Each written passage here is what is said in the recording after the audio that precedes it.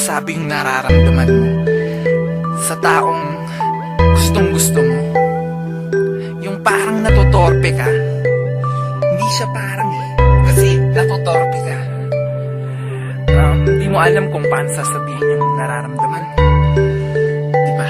Paano ko sasabihin ang nagdarama sa'yo?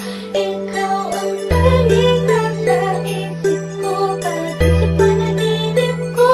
Kung ay laging umahat na ikaw ay magkasama, ito ang nadarama. Di mo maamin, gusto kong sabihin. Pakinggan mo.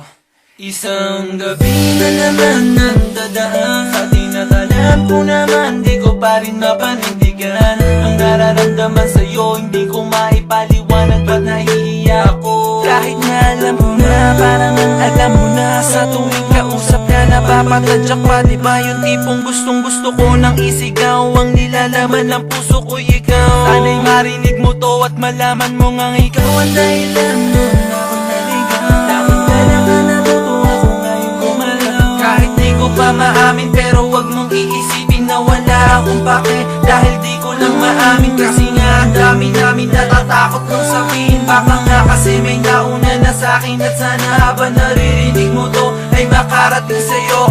Alam mo, gusto na kita talaga eh. Natotorpe lang ako.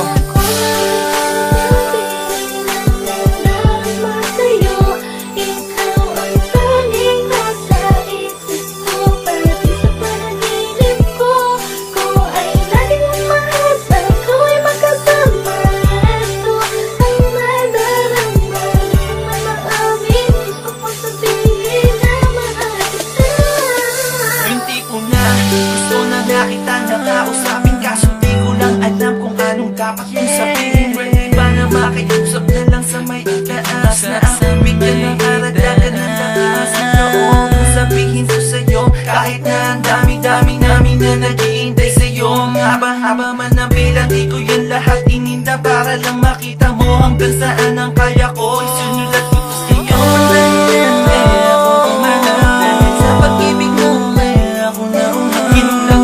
Sa tempo, wala man dito sa tono. Sana marinig mo to, para kahit na papano nagtapat ako sa'yo. Kahit sa kantang ito, nabaliw ako sa'yo. Sana'y mapatid mo to na di ko kayang mawala ka. Kaya ko to ginawa na kahit na ako'y umasa sa pag-ibig mo na sana Sa akin ka na lang. Paano